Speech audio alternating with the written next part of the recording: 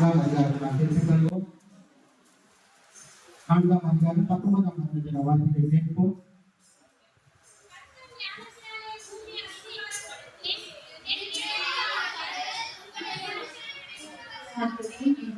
என் பின்னே வாருங்கள், நான் உங்களை மனிதரை பிடிக்கிறார்கள். நாம் கண்களில் இந்த வார்த்தைக்காக தேவனின் நாம் பார்ப்போம். பரிசுத்த ஆவியானவர் நம்மோடு பேச வேண்டும்.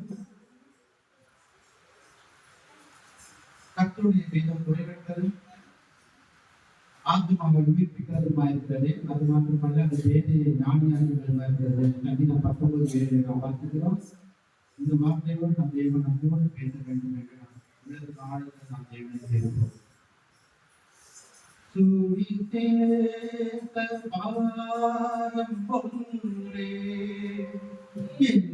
சுமையாக மாற வேண்டும்.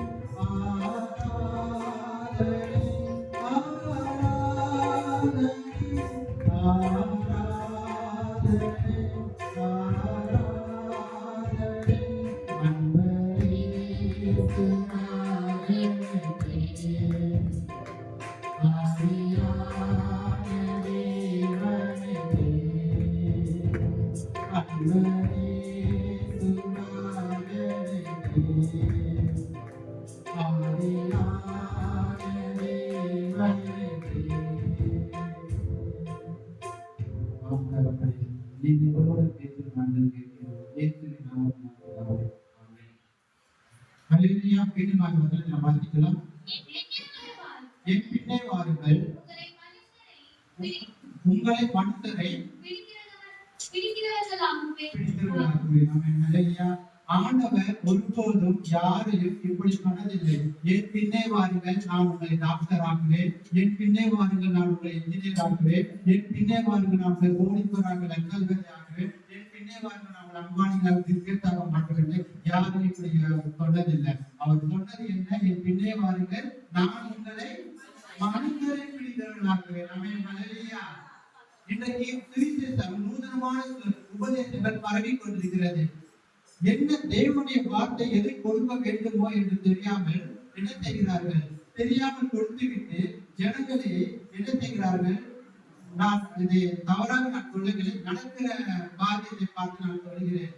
ஒரு ஐயா திடீரென்று என்கிட்ட வந்து, ஐயா இயேசுவை ஏற்றுக்கொண்டால் வீட்டுல பாடும் தேடும் ஓடணும்னு கேட்டாரு.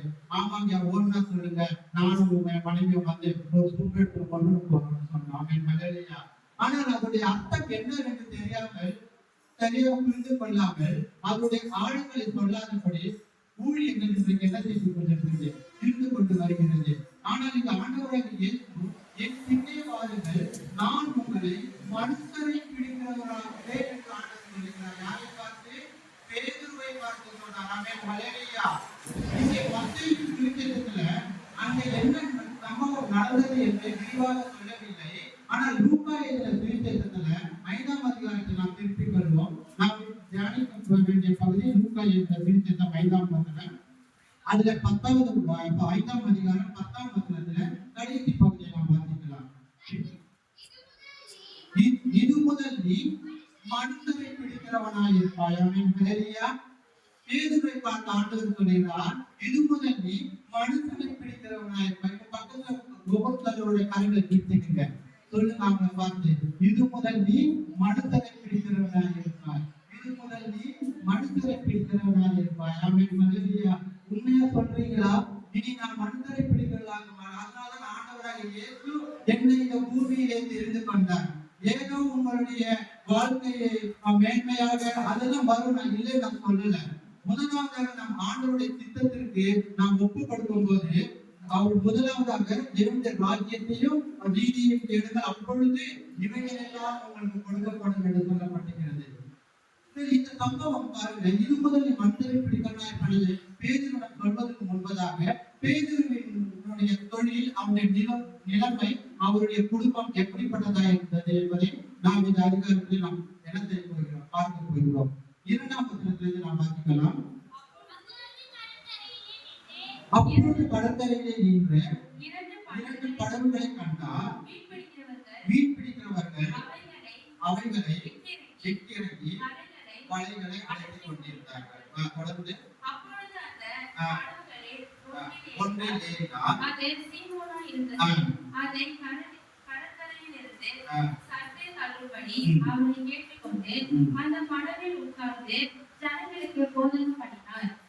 ஆண்டவர் பாருங்க, அந்த இடத்துல ஜனங்களுக்கு போதகம் பண்றதுக்கு அவருக்கு ஒரு படகு தேவைப்பட்டது. அல்லேலூயா. அது சீமோன் பேதுருவுடையதா இருந்தது என்று இந்த வசனத்தில் 3ஆம் வசனத்தில் நாம் வாசிக்கிறோம். அதை சற்று தள்ளி கொண்டு போய் கொஞ்சம் அந்த மலைகள் மத்தியில் என்ன செய்யறாரு, அந்த படகுல வந்து தள்ளி கொண்டு போயிட்டு போடுங்கப்பா, நான் கொஞ்ச நேரம் உட்காந்து நான் பிரசவம் பண்ணணும், ஜனங்களுக்கு உபதேசம் பண்ணணும்னு ஆண்டவர் சொல்றாரு. உடனே வந்து அதுபடி செய்யறாங்க. உடனே படகில் உட்கார்ந்து ஜனங்களுக்கு போதகம் பண்ணினார், சொல்றார் ஜனங்களுக்கு. ஆனால் என்ன சொன்னாரு இல்லை. ஆனால் 5ஆம் அதிகாரத்தை பார்த்தீங்கன்னா அது பழைய பிரசங்கம் என்று சொல்லி 3 நாட்கள் அவர் பேசினார் என்பதை நாம் பார்க்கிறோம். இந்த இடத்துல இயேசுவுக்கு ஒரு படகு தேவைப்பட்டது. அல்லேலூயா. அதில் அமர்வதற்காக ஒரு படகு தேவைப்பட்டது. இன்றைக்கு அந்த படகு நீங்கள் நானுமாய் இருக்கிறோம். முதலாவதாக இயேசுவுக்கு நாம் கொடுக்கிறவர்களாக இருக்க வேண்டும். நம்மையே நாம் அவருக்கு கொடுக்கிறவர்களாக இருக்க வேண்டும். அல்லேலூயா. ஏனென்றால் இயேசுவானவர் சிலுவையிலே தன்னுடைய ஜீவனையை நமக்காக கொடுத்தார். இதை யாராலும் மறுக்க முடியாது, மாற்று பேசவும் முடியாது. உலக சரித்திரமும் அதுதான் சொல்லுகிறது. அல்லேலூயா. இயேசு நமக்காக எல்லாவற்றையும் சிலுவையிலே செய்து முடித்தார். ஆகவே நான் அவருக்கு என்ன கொடுக்க வேண்டும்? யோபு அழகா ஒரு வார்த்தை சொல்றார், அவரிடத்தில் நான் நன்மையை பெற முந்தி நான் அவருக்கு என்ன கொடுத்தேன் அவருக்கு நான் கேட்பதற்கு என்று சொல்லி.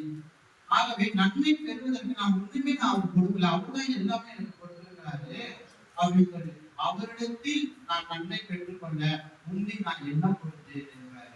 அவர் நான் ஒன்றுமே நான் கொடுக்கவில்லை தேவனுக்கு, ஆனால் ஒன்றை மாத்திரம் நான் கொடுக்க முடியும், நம்முடைய உள்ளத்தை உண்மையாக தேவனுடைய நிலைமை. இப்ப தொடர்ந்து 4ஆம் வசனத்தில் நாம் பார்த்தீங்க.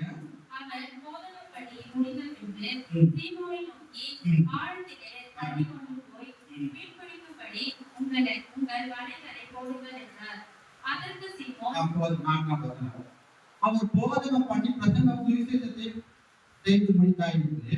முடித்த பின்பு சீமோனை நோக்கி அவர் பேதுருவை பார்த்து என்ன நினைத்தாரோ தெரியவில்லை. பேதுருடைய முகம் வாடி போயிருக்கலாம். அவர் போதகம் பண்ணி நிற்கும் போது நான் இப்படியாக நினைத்தது உண்டு, சீமோன் பேதுருவும் கூட அந்த சுவிசேஷத்தை தன்னுடைய காதுகளிலே கேட்டிருக்கலாம். ஏனென்றால் சீமோன் பேதுரு வலைகளை அலசிக் கொண்டிருந்தார்கள் என்று அங்க 2ஆம் வசனத்தில் நாம் பார்க்கிறோம். இப்போது பேதுருடைய முகத்தை பார்த்த பின்பு ஆண்டவர் என்ன சொல்கிறார், ஆழத்திலே தள்ளி கொண்டு போய் வலைகளை போடுங்கள் என்று சொல்றார். அல்லேலூயா. ஆழத்திலே தள்ளி கொண்டு போய். பேதுரு யாரு? ஒரு மீனவன். இயேசு எந்த குடும்பத்தில் பிறந்தார்? தச்சர் குடும்பத்தில். அவருடைய தகப்பனார் யோசேப்பு தச்சர். தச்சருக்கும் மீனவருக்கும் என்ன சம்பந்தம் இருக்கு?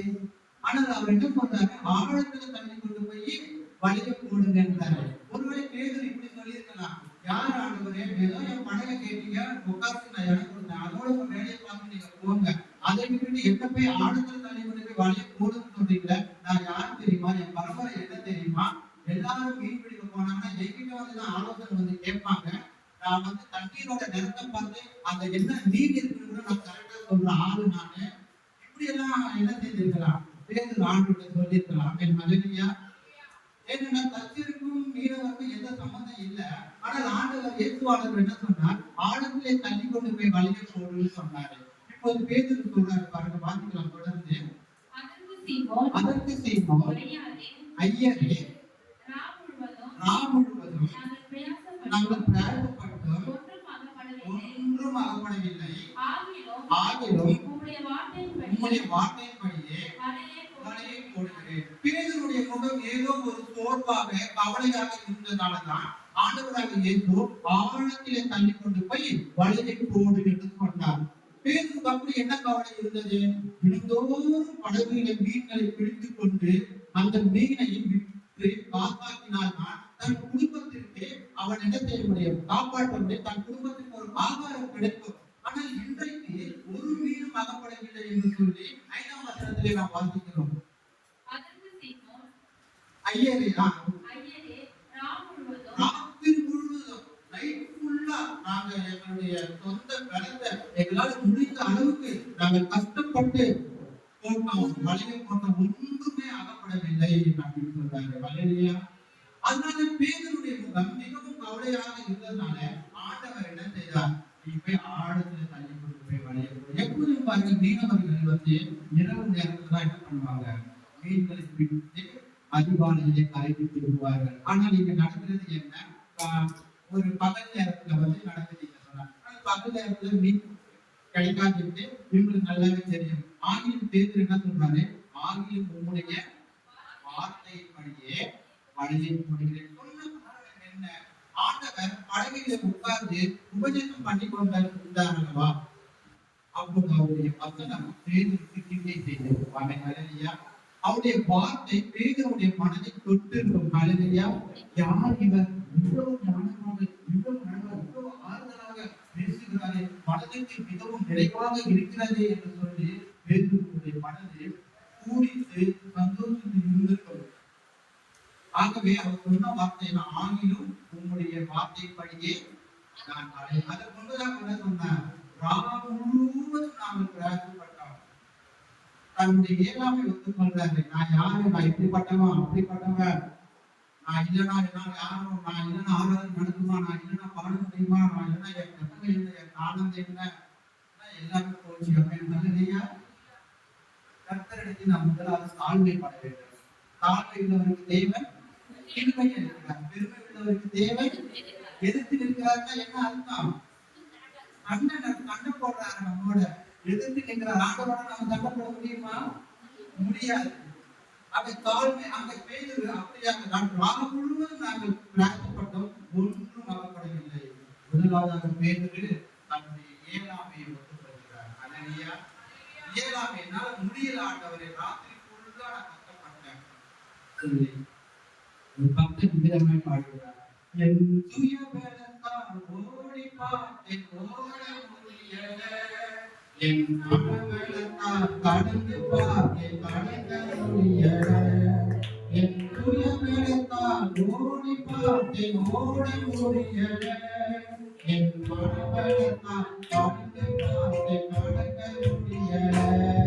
என் கால் பலத்தால் நடந்து பார்த்தேன், நடக்க முடியல. என் தோள் பலத்தால் சுமந்து பார்த்தேன், சுமக்க முடியல. என் கால் பலத்தால் நடந்து பார்த்தேன், நடக்க முடியல.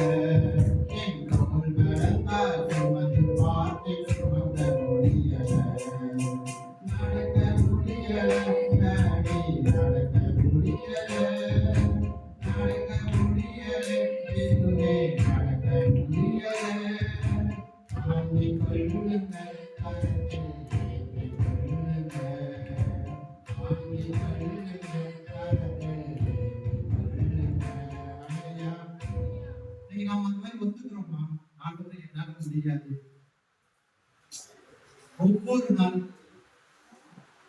ஆண்டவரிடத்திலே நாம் என்ன செய்ய வேண்டும்? ஆண்டவரே, இந்த நாள் நீ துவக்கின நாள், இந்த நாள் நீ ஏற்படுத்தின நாள், நாளைக்கு நான் நல்லா செஞ்சு முடிச்சிடுவேன். வேதம் சொல்லுது, ஒரு நாள் பிறப்பிப்பதை நீ அறியாயே. இன்னைக்கு இரவு நாம் படுக்கிறோம், காலையில் நாம் ஜீவனோடு எழுந்திருப்போமா என்று நமக்கு தெரியாது. ஆகவேதான் ஒரு நாள் பிறப்பிப்பதை நீ அறியாயே என்று சொல்லப்படுகிறது. அந்த நாளை நாம் தேவனை கருத்திலே நாம் ஒப்புக் கொடுக்க வேண்டும். தேவனே, உங்களுடைய திட்டத்தின்படி என்னை நடத்தும், என்னை உங்களுக்கு தருகிறேன் என்று சொல்லி. இங்க பேதுரு அப்படியாக தான், உன்னுடைய வார்த்தையின்படியே வலையை போடுகிறேன். இயலாமை ஒத்துக்கொண்டால் ஆண்டவருக்கு கீழ்ப்படிதான். ஆமென். ஹல்லேலூயா. ஆண்டவருக்கு கீழ்ப்படிதான். நான் இப்படிப்பட்ட பெரிய மனிதன், நான் அப்படிப்பட்ட பெரிய மனிதன், என் கோத்திரம் என்ன, என் ஜாதகம் என்ன, எதுவுமே சொல்லல. வாயை மறக்க. முதலாவதாக இயலாமை ஒப்புக்கொண்டான், இரண்டாவதாக கீழ்ப்படிந்தான். தேவனுக்கு கீழ்ப்படிந்ததுல தூசத்தை எடுத்து போன சொல்லிக்கிட்டே போலாம். ஆப்பிளோட விசுவாசத்தை நாம் சொல்லிக்கிட்டே போலாம். ஒரே ஒரு மாத்திரம் உங்களுக்கு உதாரணப்படுத்துகிறது கீழ்ப்படிதல். நாகமான் என்ற ஒரு புத்தகம் நமக்கு தெரியும். 2 ராஜாக்கள் வராது, 5ஆம் அதிகாரத்துல வாசிக்க வேண்டாம், அதை நான் தெளிவுபடுத்துகிறேன். அவருக்கு புஸ்தகம் இருந்தது. எலிசாவை குறித்து கேள்விப்படுகிறார். அந்த மனிதரை நாம் சந்தித்தால் நம்முடைய குஷ்டம் நீங்கிவிடும் என்று சொல்லி உடனே என்ன செய்தார்? பிரதமரோடு அந்த தீர்க்கதரிசிக்கு விமானங்கள் பரிவாரங்களோடு கடந்து செல்கிறார். உடனே எலிசாவை போய் பார்க்கிறார். எலிசா என்ன சொல்றார்? அவருடைய முகத்தை பார்க்கவே இல்லை. அந்த நாகமான் மந்திரியை, எலிசா தீர்க்கதரிசி மந்திரியோட முகத்தை பார்க்கல. வீட்டுக்குள்ள கூடாரத்துக்குள்ள என்ன சொல்றாரு? நீ யோர்தான் நதியில போய் 7 முறை ஸ்நானம் பண்ணிட்டாரு. இப்ப இந்த நாகமானுக்கு கோபம் வந்துச்சு. எங்க ஊர்ல ஆறுகள் இல்லை, நான் இந்த ஊருக்கு நான் வந்தேன். எங்க ஊர்ல எத்தனை ஆறுகள் நதிகள் ஓடுது, அங்கெல்லாம் நான் மூழ்காம இந்த நதியில நான் மூழ்கிறதுக்காக நான் வந்தேன் கேட்டுட்டாரு அவரு. அப்ப அந்த வேலைக்கார திரும்பி ஒரு பேர் சொல்றாரு, எஜமா இதை விட பெரிய காரியம் செய்ய சொன்னா நீங்க செய்ய மாட்டீங்களா? ஸ்நானம் செய்வது உங்களுக்கு கஷ்டமா? போய் ஸ்நானம் பண்ணுங்கன்னு சொல்றாங்க. ஒரு 7 தரம், முதல் தரம், 2ஆவது தரம், 3ஆவது தரம், 7ஆவது தரம் விழும்போது பிறந்த குழந்தை மேலே போல் மாறிட்டாமே. காரணம் என்ன? தீர்க்கதரிசிக்கு அவர் தெளிவுபடுத்தார், கீழ்ப்படிந்தார். அமே மலேரியா. இங்கே பேதுரு அப்படியாகத்தான் ஆண்டவரை உங்களுடைய வார்த்தைப்படியே வழியை போடுகிறேன் என்றார். 6ஆவது வசனம் வாசிக்கலாம். அந்தபடியே அவர்கள் செய்து தங்கள் வலையை இழுந்து போகத்தக்கதாக மிகுதியான மீன்களை பிடித்தார்கள். கரங்களை தட்டி நாம் தேவன் நம்மளுக்கு அந்த பணியை அவர்கள் செய்து, ஆண்டவர் சொன்ன வார்த்தைப்படி அவர்கள் செய்து தங்கள் வலைகள் இழிந்து போகத்தக்கதாக மிகுதியான மீன்களை அவர்கள் பிடித்தார்கள். ஐயா, ராம் முழுவதும் நான் கஷ்டப்பட்டேன், ராம் முழுவதும் நான் பிரயாசப்பட்டேன், ஒன்றுமே அகப்படவில்லை. நான் யார் யாரையும் பார்த்தேன், காரியம் நடக்கல. நான் யார் யாரையும் போய் தேடி போனேன், எனக்கு ஒரு காரியம் நடக்கணும். யாரையும் தேடி போறாங்க. ஆண்டவராக இயேசு கிறிஸ்து முழங்கால் படிக்கின்றன. தேவன் உங்களுக்கு இந்த மீன்களை ஆசீர்வாதத்தை போல உங்களுக்கு திரளான ஆசீர்வாதங்களை வைத்திருக்கிறார். இதை செய்து பாருங்க. நான் மனிதரை பிடிக்கிறவர்களாக மாற வேண்டும் என்றால் நான் முதலாவதாக என்ன செய்ய வேண்டும்? என்னுடைய இயலாமை முதலாக ஆண்டவருக்கே நம்மை நான் கொடுக்க வேண்டும். இரண்டாவதாக நம்முடைய இயலாமையை ஒத்துக்கொள்ள வேண்டும். மூன்றாவதாக கீழ்ப்படிய வேண்டும். கீழ்ப்படித்தனாலதான் அவங்க என்ன பண்ணாங்க? வழி தேடிக்கு போகத்தக்கதாக திரளான மீன்களுக்கு பேதுருக்கு அங்க இருக்கிறவங்களுக்கு எல்லாம் எவ்வளவு அவருடைய முகம் எப்படி பூரித்து சந்தோஷத்தை நடிச்சு கற்களையில இழுக்க முடியல, அந்த வலையை இழுக்க முடியல, வெயிட்டு திரளான பிரிந்து போகத்தக்கதாக மீதியான மீன்களை பிடித்தார்கள் என்று சொல்லி 7ஆம் வசனத்தை வாசிக்கலாம். மற்ற படகிலிருந்து கூட்டாளிகள் வந்து தங்கள் உதவி செய்யும்படி கையில் காட்டினார்கள். வந்து 2 படகுகளும் அமிழத்தக்கதாக நிரப்பினார்கள். ஹல்லேலூயா. பக்கத்துல இருக்கிற போட்ல இருக்கிற படகுல இருக்கிறவங்க கூப்பிடுறாங்க, எப்பா உதவி பண்ணுங்க, எங்களால இழுக்க முடியல, ரொம்ப வெயிட் அதிகமா இருக்குன்னு சொல்லி எல்லாரும் ஓடி வராங்க. பக்கத்துல வந்து இழுத்து என்ன செய்யறாங்கன்னா 2 படகுகளும் அமிழத்தக்கதாக ஃபுல்லா நிரம்பி வழிந்து விட்டது. அந்த படகு முழுவதும் என்ன ஆச்சரியம்! இரவு முழுவதும் கஷ்டப்பட்டாங்க, இரவு முழுவதும் பிரார்த்தப்பட்டாங்க, ஒன்றுமே அகப்படவில்லை. நீங்கள் எதையோ உங்களுடைய கால்கள் பலத்தை, உங்களுடைய நேரத்தை எதையோ நீங்க செலவழித்திருக்கலாம். ரொம்ப நாளா என் மகளுக்கு வரம் பார்த்துருங்க, என் மகளுக்கு வரம் பார்த்துருங்க, அமையில யார் யாரையோ போறேன், யாராவது தேடி போறேன்னு சொல்றீங்களா? அப்படி போகாதீங்க. கர்த்தருடைய ஒப்புக்கொடுங்க, தீர்ப்படிங்க, ஆண்டுடைய வார்த்தைக்கு செவி கொடுங்க. கர்த்தர் ஏற்கக்கூடிய உங்களுடைய கொண்டு வருகிறவராக. ஹல்லேலூயா. ரொம்ப நாள் எனக்கு நல்ல வேலையை நான் தேடிக் கொண்டிருக்கிறேன், எனக்கு வேலையே இல்லை, எனக்கு ஏற்ற வேலை அமைய மாட்டேங்குது, நான் நல்லா படிச்சிருக்கேன், நல்ல டிகிரி எல்லாம் நான் வாங்கியிருக்கேன் அப்படின்னு சொல்றீங்களா? உங்களுடைய காலத்துகளை நீங்கள் என்ன செய்ய வேண்டும்? கொஞ்சம் தள்ளி விட்டு நீங்கள் தாழ்மையை நீங்கள் தரித்துக் கொண்டு தேவனுடைய சமூகத்திலே நீங்கள் செய்து பாருங்க. அந்த பேர் எப்படி கிழித்து போக கஷ்ட நெகிழியான கைகளுக்கு இருந்தாலும் அப்படிப்பட்ட ஆசீர்வாதங்களை தேவன்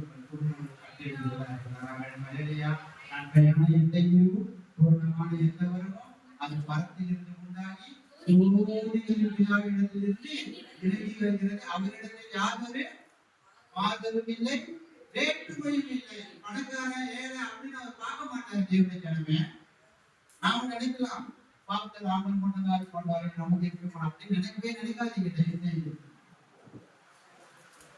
ஜபம் பார்க்கும்போதெல்லாம் ரொம்ப பெருமையா இருக்கு. எல்லாரும் வளர வைக்கிறாங்க. இப்போ கூட 25 இருந்து ஈவினிங் சர்வீஸ் வராதவங்க ஞாயிற்றுக்கிழமை காலை ஆராதனையில எதுவுமே இல்லை. ஒருவேளை உங்க மனது எப்படி இருந்திருக்குமோ தெரியாது. ஏன் சொல்றாங்கன்னா, நீங்கள் வளர வேண்டும், தேவனுக்கு இன்னும் அதிகமாக ஊழியம் செய்ய வேண்டும் என்பதற்காக தான். இன்னும் அதிகமாக வளர வேண்டும் என்பதற்காக தான். உங்கள் மத்தியில் நின்று கொண்டிருக்க நான் ஒன்றுமே இல்லாத திக்குவாய் உள்ளவர், பேச தெரியாது. ஆனா எனக்கு மைக் கொடுத்தா ஆண்டவர் நல்லா பேச வைக்கிறார். என்னை பத்தி நல்லாவே தெரியும். பள்ளிக்கூடத்துல படிக்கும் போதெல்லாம் திருக்குறள் மனப்பாடம் பண்ணிடுவேன், போயிட்டு மனப்பாடம் பண்ணிடுவேன், எல்லாமே மனப்பாடம் பண்ணுவேன். ஆனா நான் பள்ளிக்கூடத்துல போயிட்டு எதுவுமே நான் முடிக்கவே மாட்டேன். ஏன்னா வாய் முடிக்கும் கூட இருக்கிற பசங்க கிண்டல் பண்ணுவாங்கனால அடிக்கடி வாங்கிப்பேன். டீச்சர் இல்லை, வாய்ப்பு இல்லை. அப்படிப்பட்ட வெட்கப்பட்ட மனிதன் நான். இன்னைக்கு எங்களை தேவன் வெட்கப்படாத ஒரு ஊழியக்காரனாக வைத்திருப்பதற்காக என் தேவனை நான் படகுகள் அமையத்தக்கதாக மீன்களை அவர்கள் என்ன செய்தார்கள்? மீன்களை பிடித்தார்கள். முதலாவதாக தேவன் எடுத்தோடு யாரையும் ஊழியத்துக்கு அழைப்பிட மாட்டாருங்க. எடுத்தோட ஊழியத்தை அழைப்பிட மாட்டாங்க. குடும்பத்துல உண்மையா இருக்கிறாங்க பார்ப்பாங்க. இல்லையா? பேது உண்மையாக இருந்தார். ஐயோ, ஒரு மீனும் அகப்படலையே, நைட்டுள்ள நான் கஷ்டப்பட்டேனே, ராகுலும் நான் பிரயாசப்பட்டேனே, என் குடும்பத்துக்கு என் பிள்ளைகளுக்கு நான் என்ன செய்வேன்? இன்றைக்கு என்னுடைய கைகளிலே ஒன்றுமே இல்லையே, நான் வெறுக்கையா என்று கொண்டு இந்த வலைகளை அழைத்துக் கொண்டிருக்கிறேனே என்று சொல்லி அவர் படுக்கையும் ஒரு மீனவன். ஆண்டவர் முதலாக ஏன் மீனவர்களை தெரிந்தெடுத்தார் தெரியுமா? ஊழியத்திற்கு மீனவர்கள் தைரியசாலிகளானே. அவர்கள் கடலின் நடுவிலே எதுக்கும் பயப்பட மாட்டாங்க. புயல் வந்தாலும் சரி, என்ன தூரம் வாங்கி வந்தாலும் சரி, எந்த புயல் அடித்தாலும் சரி, அவர்கள் தைரியமாக நீந்து கொண்டு வந்துவிடுவார்கள். தைரியம் நிறைந்தவர்கள் என்பதற்காக தான் முதலாக இயேசுவானவர் மீனவர்களை ஊழியத்திற்கு தெரிந்து கொண்டார். அல்லேலூயா. ஆண்டவர் மீனவர்களை தெரிந்து கொண்டார். நான் மீனவரையில் ஏறி யாரும் சொல்லிடாதீங்க. ஆமென். தெய்வம் ஒவ்வொருவருக்கும் தனபாகிய வசனத்தை சொன்ன மாதிரி கர்த்தர் நமக்கு பயப்படாமல் என்பதாமல் அனைவரும் இப்பதான்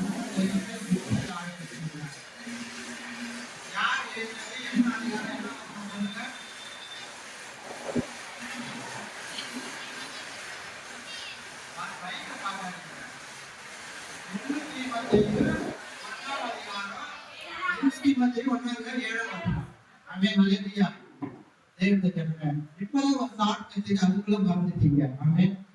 தயவு செய்து ஆண்டவரே ஞானத்தை தாங்க, ஞாபக சக்தி தாங்க. அப்படியே நான் ஜெபிச்சேன் ஆண்டவர்கிட்ட. ஆரம்பத்துல ஆண்டவரின் என்னோட திக்குவாய் நல்லா இருக்கு, நான் ஜெபிக்கவே இல்லை.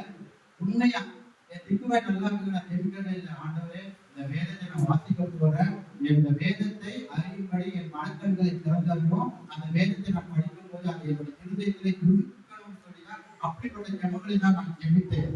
ஆண்டவர் என்ன செய்தார்? எனக்கு அப்படிப்பட்ட ஆசீர்வாதத்தை கொடுத்தார். தேவன் உங்களுக்கு கொடுக்க அவர் உண்மை வராகிறார். நிறைய மாணவி பிள்ளைகள் இருக்கீங்க. 7 ஆண்டவர்கள் ஞானத்தின் ஆவியதாக ஞாபக சக்தி தாங்கள் கேட்க ஸ்கூல்ல நீங்க தான் ஃபர்ஸ்ட் ரேங்க் வருவீங்க. ஆமென். காலேஜ்ல நீங்க தான் எல்லாமே ஃபர்ஸ்ட். ஆமென். ஹல்லேலூயா. படிக்கிற காலத்துல நான் இயேசுவை அறியாதவனா இருந்தேன். ஆனா இயேசுவை நான் அறிஞ்சிருந்தேன்னா நல்லா தெரியல. ஆனாலும் படித்தெல்லாம் முடிந்த பிறகு 22 வயது தான் நான் நினைச்சேன் ஆண்டவரை நான் ஏற்றுக்கொண்டேன். போகட்டும். நீங்க பேதுரு அமிழத்தக்கதாக, அதாவது நிரம்பத்தக்கதாக, படகுகள் அமிழத்தக்கதாக மீன்களை அவர்கள் நிரப்பினார்கள். என்ன திரளான ஒரு ஆசீர்வாதம் தேவனுடைய ஜனமே.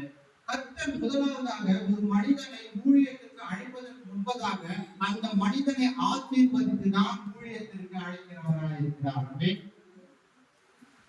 அந்த மனிதனை ஆசீர்வதித்து தான் ஊழியத்தை அழைப்பார் தேவன். ஏனென்றால் பேதுரு குடும்பத்தை நடத்துகிறவன், குடும்பத்தை கண்ணும் கருத்துமாக நடத்துகிறவன். ஆகவே அவன் என்னுடைய ஊழியத்தையும் நடத்துவான் என்று சொல்லிதான் என் பின்னே வா, இது முதல் நீ மனிதனை பிடிக்கிறவனாயிருப்பாய், என் பின்னே வாருங்கள் நீங்கள் மனிதனை பிடிக்கிறீர்கள் ஆண்டவர் சொன்னார். தேவனுடைய ஒரே ஆச்சரியம், என்னடா இரவு முழுவதும் நான் கஷ்டப்பட்டேன், ஒரு மீனும் அகப்படல. அவனும் ஏதோ ஒரு மீன் கிடைக்கும் ஆனா வலை கிழிந்து போகத்தக்கதாக, அப்புறம் 2 படகு அமிழத்தக்கதாக இவ்வளவு தொழிலான மீன்கள் கிடைத்தது என்று சொல்லி ஒரு விதமான கலக்கமும் பயமும் வேறும் வந்துவிட்டது. 8ஆம் வசனம் வாசிக்கலாம். சீமோன் பேதுரு அதை கண்டு இயேசுவின் பாதத்தில் விழுந்து, ஆண்டவரே நான் பாவியான மனிதன், நீர் என்னை விட்டு போக. பேதுருக்கு பாருங்க, ஐயோ இவர் யாரோ, இவர் சொல்றது அப்படியே நடந்து விட்டது, இவர் வார்த்தைக்கு நாம் செவிசாய்த்தோம், ஆனால் இவ்வளவு மீன்கள் கிடைக்கும் என்று நான் கொஞ்சம் கூட நினைத்து பார்க்கவில்லையே. ஆனால் வலை கிழித்து போகத்தக்கதாக, அமிழத்தக்கதாக இவ்வளவு திரளான மீன்கள் கிடைத்திருக்கிறது, இவர் யாரோ என்று சொல்லி, நான் பாவியான மனுஷன் ஆனவரே, நீர் என்னை விட்டு போயிடுங்க, என் கூட நீங்க நிற்கிறது கூட ஆப்தர் நல்லது சொல்றாரு. அவன் மலையா அவர் பேதுரு முதலாவதாக தன்னை பாவி என்று அங்க ஒத்துக்கொள்கிறவராக இருக்கிறார்.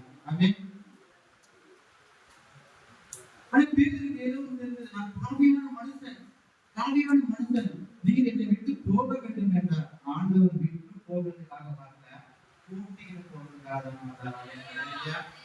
விட்டு அப்படியே விட்டு போகிறதுக்காக, ஆசீர்வதித்து போவதற்காக வரல, அவருடைய வேலையை விட்டு வரல. இந்த ஆத்மா பாரம் எப்படி வர வேண்டும்? முதலாவதாக பேதுருடைய மனதில் இருக்கிற பாரங்களை எல்லாம் ஆண்டவருடைய பாதத்திலே வைத்து விட்டார். அல்லேலூயா. மத்தேயு 11:28 நமக்கு நன்றாக தெரிந்த மனப்பாட வசனம்.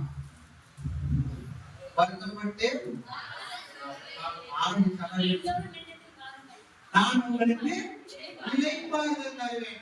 அப்படியே பேதுருடைய பாரம் எல்லாம் இயேசுவினுடைய பாதத்தில் இறக்கி வைத்தார். இப்ப இயேசுவின் பாரம் ஒன்று இருக்கிறது. அதே மத்தேயு 11:29 பாத்தீங்களா? நான் சாந்தமும் மனத்தாழ்மையுமாய் என் முகத்தை அவருடைய முகம்னா என்ன? ஊழிய பாரம், ஆத்ம பாரம் தான். என் முகத்தை உங்கள் மீது ஏற்றுக்கொள்வேன், என்னிடத்தில் அவருக்கு கற்றுக்கொள்ளணுமா? ஏனென்றால் அவரிடத்தில் எல்லாமே என்னிடத்தில் கற்றுக்கொள்ளுங்கள். டீம் பண்றாரு இயேசு.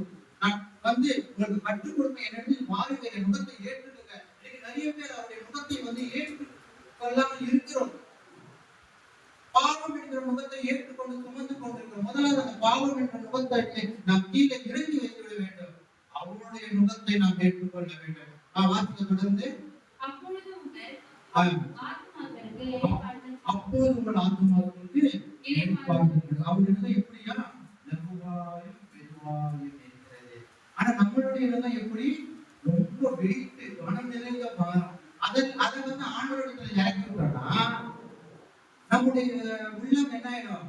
வெறுமையாயிடும். அந்த வெறுமையான உள்ளத்துல ஆண்டவருடைய முகத்தை அவர் நமக்கு தந்துடுவார். அதுதான் ஆத்மா பாரம், அதுதான் ஊழிய பாரம். அப்படின்னு ஹல்லேலூயா. நான் சொல்றது எத்தனை பேருக்கு புரியுது? புரிய ஒரு ஹல்லேலூயா சொல்லுவோமா? நாம எது ஆண்டவரை நம்மளை கொண்டாந்து உட்கார்ந்து வச்சிருக்காருன்னு இல்லை. ஒவ்வொருத்தரும் ஊழியக்காரர்களாக இருக்க வேண்டும் என்பதற்காக ஆண்டவர் தெரிந்திருக்கிறார். நான் உண்டு, என் குடும்பம் உண்டு, என் பிள்ளைகள் உண்டு மாற்றம் போனீங்கன்னா அது ஒன்றும் இல்லை. பரலோகத்துக்கு நமக்கு இடமே இருக்காது. ஆண்டவர் கேட்பாரு. ஊழியம் எல்லாம் பைபிள் ஸ்டடி படிச்சவங்களுக்கு தான், பிடெக் எடுத்தவங்களுக்கு தான், பிடிஎஸ் முடிச்சவங்களுக்கு தான். அப்படி அல்ல. ஒன்று மாத்திரம் நல்லா தெரிஞ்சுக்கங்க, எல்லாரும் பாஸ்டர் ஆயிட முடியாது. ஆமென். எல்லாரும் பிஷப் ஆயிட முடியாது. எல்லாரும் தீர்க்க தரிசனம் சொல்ல முடியாது. எல்லாரும் சுவிசேஷக்காராக முடியாது, எல்லாரும் அன்றைய பார்த்து பேச முடியாது. ஆனால் எல்லாரும் ஊழியம் செய்யலாம். அது படிப்பறிவு இருந்தவரும் சரி, படிப்பறிவு இல்லாதவர்களாக இருந்தாலும் சரி, எல்லாரும் ஊழியம் செய்யலாம். அதுக்கு படிப்பு அவசியம் தேவையே இல்லை. நிலைமை வீடவர்கள் என்ன படித்தவர்களா? பேருக்கு என்ன படித்தவரா? இல்லையே. நீங்க பேருக்கு முதல் நிறுவனம், இரண்டாம் நிறுவனம் வீட்டில் போய் வாசித்து பாருங்க. படிப்பறிவு இல்லாத தேவன் தெரிந்து கொண்டார். ஐயோ, நான் படிக்கலையே, நான் ஒன்று தெரியாதே என்று அப்படி யாரும் நினைக்காதீங்க. ஒன்றும் இல்லாத தேவன் உங்களை அழைக்கிறவராக இருக்கிறார்.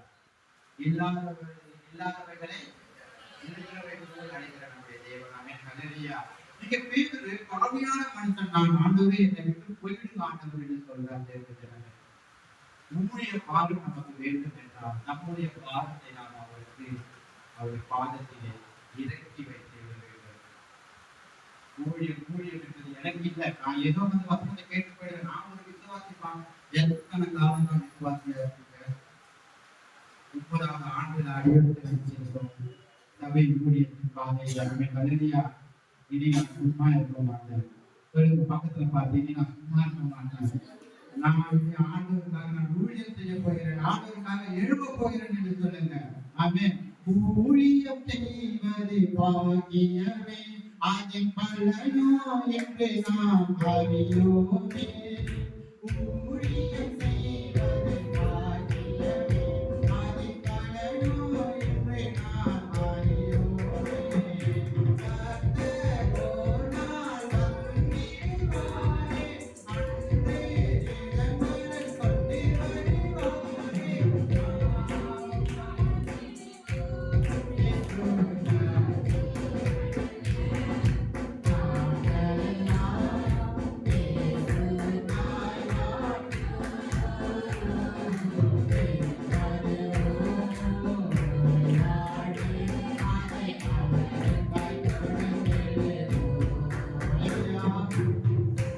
பாட்டீங்களா?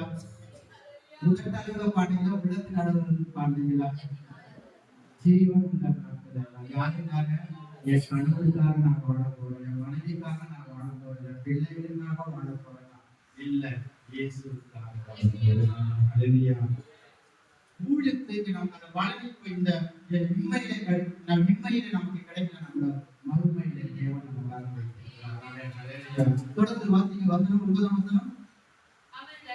அவர்கள் திரளான மீன்களை பிடித்ததை நிமித்தம் அவனுக்கும் அவனோடு கூட இருந்த யாவருக்கும் பிரமிப்பு காணப்படினாலே கூட இருக்கிறவங்க அங்க சொல்றாங்க, ஆண்டவரே எங்களை விட்டு போயிடுங்க, எங்குவே எங்களை விட்டு போயிடுங்க, பிரமிப்பு உண்டாயிட்டு. ஏன்னா இத்தனை காலமாக மீன் பிடிக்கிற தொழிலையே வாழ்ந்து கொண்டிருந்த இவர்கள் திடீரென்று இதுவரை இல்லாத அளவுக்கு திரளான மீன்களை பிடித்ததினால் அவர்களுக்கு பிரமிப்பும் பயமும் கலக்கமும் மிகுந்த உண்டாயிற்று. ஆக அவர் பார்த்து அன்புடைய கூட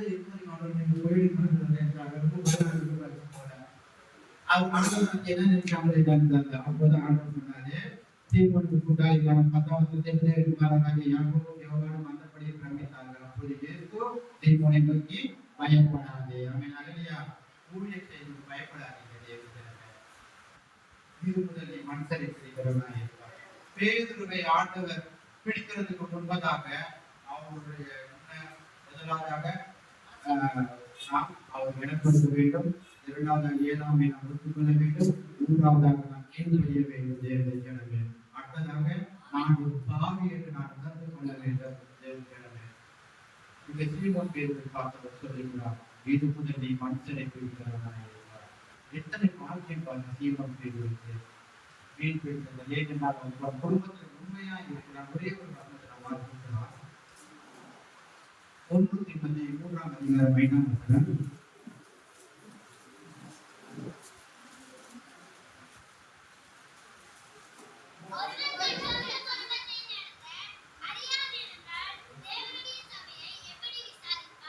ஹல்லேலூயா. நல்ல தெளிவா வாசிக்கமா சொல்றேன். ஒருவன் தன் சொந்த குடும்பத்தை நடத்த அறியாதிருந்தால் தேவனுடைய சபையை எப்படி விசாரிப்பான்? ஆமென். ஹல்லேலூயா. தன் சொந்த குடும்பத்தை நடத்த அறியாது இருந்தால் தேவனுடைய சபையை எப்படி நடத்தி தீபத்தை எழுதுறாரு. முதலாவது நான் குடும்பத்தை விசாரிக்க வேண்டியிருக்கிறேன். ஒரு வீட்டுக்குள்ள இருக்கு, நான் ஒரு சபையில பிரசங்கம் பண்ண போறேன், நான் இந்த இடத்துல நான் ஜெபிக்க போறேன், என் மனைவி வீட்டுல அதிலேன்னு சொன்னா எல்லாம் கத்தர் பார்த்துப்பாங்க, நீங்க பாத்துங்க. என் மனைவி நான் விசாரிக்காம நான் பார்க்கணும் ஊழியத்துக்கு போனேன்னா நான் ஒரு நல்ல ஊழியக்காரன் இல்ல. அவன் நகரிச்சா ஆறுதான் வந்து நாங்க சொல்லப்படுற தேவன் தன் சொந்த குடும்பத்தை நடத்த அறியாது தேவனுடைய சபையை எப்படி விசாரிப்பா? ஆவிடம் பேதுரு தன் குடும்பத்தை நன்றாக விசாரித்தார். அவர் அண்ணான கவலையோட இருந்தார். வலைகளை அழைத்துக் கொண்டு, ஐயோ இன்னைக்கு நான் என்ன செய்ய போறேன், என் பிள்ளைகளுக்கு நான் எப்படி போதிக்க போறேன், எப்படி நான் ஆதாரத்தை கொடுக்க போகிறேன் என்று சொல்லி உட்கார்ந்து நம்முடைய தலைமை போது ஒரு காலத்துல நிறைய கஷ்டப்பட்டார். அந்த காட்சியில நம்ம கேட்டுருக்கோம். வேலையெல்லாம் செஞ்சு நம்ம எல்லாம் வேலை செஞ்சாருன்னு சொன்னாரு. வேலை செஞ்சுதான் இன்னைக்கு என்ன செஞ்சிருக்காரு, ஊழியக்காரர். இன்னைக்கு நானும் நான் வேலை செஞ்சுதான்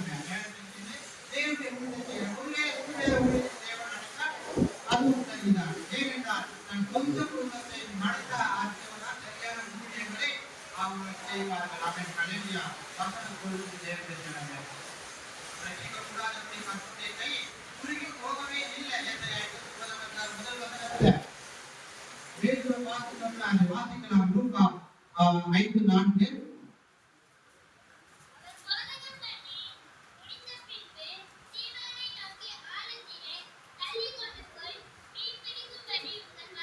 ஆழத்திலே தள்ளி கொண்டு போய் மீன் பிடிக்கும்படி உங்கள் வலைகளை போடுங்கள். இரவு நேரத்துல மீன்கள் எல்லாம் நிறைய அகப்படும். ஆனா பகல் நேரத்துல மீன்கள் அகப்படாது.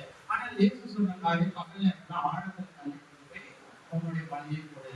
ஒருவேளை ஆண்டவர் சொல்லுவாங்க, ஐயோ பேதுருவே, எனக்கு இவருடைய படகு குத்தியே, அந்த படகுல நான் உட்கார்ந்து நான் பிரசங்கம் பண்ணேன், உனக்கு நான் ஏதாவது நான் செய்யணும் பேதுருவே, உன்னை பார்த்தா பாவமா இருக்கு பேதுருவே, பக்கத்து படகுல பாரு எவ்வளவு மீன் பிடிச்சிருக்காங்க, நான் அவங்க பேச்சு கொடுக்குற மாதிரி பேசுறேன், என் பேர் ஒரு மீன் எடுக்கணும் அப்படியா சொன்னாரு. அல்லேலூயா, அப்படியா சொன்னாரு. ஆழத்துல தள்ளி கொண்டு போய் இதனுடைய அர்த்தம் என்னன்னா, ரட்சிக்கப்படாத இடத்துல ஆழத்துல தள்ளி கொண்டு போய் வலையை போறேன்னா ரட்சிக்கப்படாதவங்க எவ்வளவு பேர் இருக்காங்க. இன்னைக்கு ஊழியர்கள் என்ன, வேற சபைக்கு போறது, இங்க வருது, இங்க இருக்கிறவங்க இன்னொரு சபைக்கு போறது, இப்படி எல்லாம் ஆழத்துல தள்ளி கொண்டு போய் வலையை போடுறது. ஆண்டவர் அப்படி சொல்லல. ஆண்டவரே பக்கத்து படகு நிறைய மீன் இருக்கு, போய் அங்க போய் சொல்லணும் அப்படின்னு சொல்லல. அங்க நல்ல ஆழத்துல தேடுங்க, மீன் கிடைக்கும். ஆண்டோடைய வார்த்தைக்கு கீழ்ப்படுகிறதுனால பேதுரு என்ன செய்தாரு, பிடித்து தேவனுடைய ஊழியத்துக்கு பாத்திரக்காரராக மாறினார். உயிர் வாழும் நாட்கள் எல்லாம்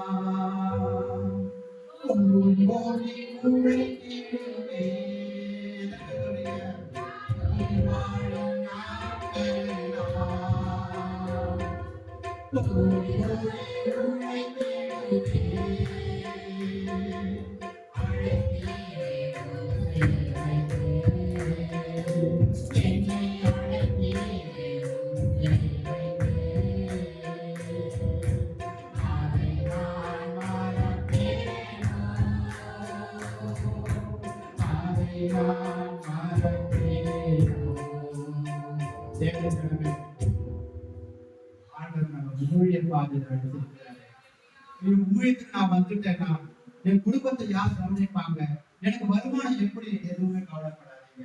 ஒருவேளை நீ வேலை செய்வீங்க, ஊழியம் பண்ணணும் தேவன் சொன்னா செய்யுங்க. ஆண்டவர் உங்க குடும்பத்தை நடத்துவார். அவிசுவாசமா இருக்கீங்களா, தேவன் குடும்பத்தை நடத்த மாட்டாரு. நான் சைக்கிள் மிதிச்சாதான் அந்த வண்டி ஓடும், இல்ல நான் மிதிக்கலன்னா வேற யார் மிதிச்சாலும் அந்த வண்டி சைக்கிள் ஓடாதுன்னு சொல்றீங்களா? அல்லேலூயா. அவர் சொன்னாலும் சொன்னாரு, பேதுரு வலையை போடுறான். நான் எந்த இடத்துல வலையை போடுறேன்னு அந்த இடத்துல எல்லா மீன்களும் வந்து அவன் வலையில விழுங்க, நான் மீனை பார்த்து கட்டளை விட்டுருப்பாங்க நினைக்கிறேன். அத்தனை மீன்கள் பேதுருவின் வலையை வந்து விழுந்ததாமே. அல்லேலூயா. இன்றைக்கு உங்கள் பானையிலே மாவும் உடத்திலே எங்களை குறையாத தேவன் ஆசீர்வதித்து நடத்துவார். முதலாக அவர் ஒப்புக்கொள்ளுங்கள், தங்களுடைய ஏழாமை ஒத்துக்கொள்ளுங்கள். தேவனுடைய வெற்றி சேருங்கள். அப்படி அவர்களுடைய சேருங்கள். அவருக்கு நம்ம ஏதாவது செய்யணும். தேவையான காணிக்க கொடுக்குற, நஷ்டமாக கொடுக்குற, நான் இந்த இப்படி பண்றேன் அப்படி பண்றேன், அதை விட அவங்களோட ஒரு ஊழியம் செய்யுங்க. ஒரு ஆத்மாவை நீங்க சேகரித்து ஆண்டோட சபையிற்கு கொண்டு வந்தீங்கன்னா அது பரலோகத்தை எவ்வளவு பெரிய கொண்டாட்டமா இருக்கிறது தெரியுமா? பரலோகத்தை சந்தித்து பூரித்து சந்தோஷத்துக்கு இருக்கிறது. 3 ஆண்டுகளை வைத்துக் கொண்ட 1 ஆண்டு காலம் 99 ஆண்டுகளில் 1 ஆண்டு இன்னைக்கு எத்தனை ஆண்டுகள் காணாமல் போயிருக்கிறது, எத்தனை ஆண்டுகள் நோயாண்டுகளாக இருக்கிறது, எத்தனை ஆண்டுகள் அனாதையாக சுற்றி கொண்டிருக்கிறது. அந்த ஆண்டுகளை தேடி போகிறது. ஆண்டவரே, என்னையும் பயன்படுத்துமானவரே, நான் இதுவரை மனிதரை கிடைக்கிறாய் மாதம் ஆண்டவரை சொல்லுங்க. ஆண்டவர் உங்களுக்கு உதவி செய்ய உங்களுக்கு அவர் கரப்பிடித்து நடத்தவர் உண்மையுள்ள தேவன கடையா உயிர் வாழும் நாங்களெல்லாம்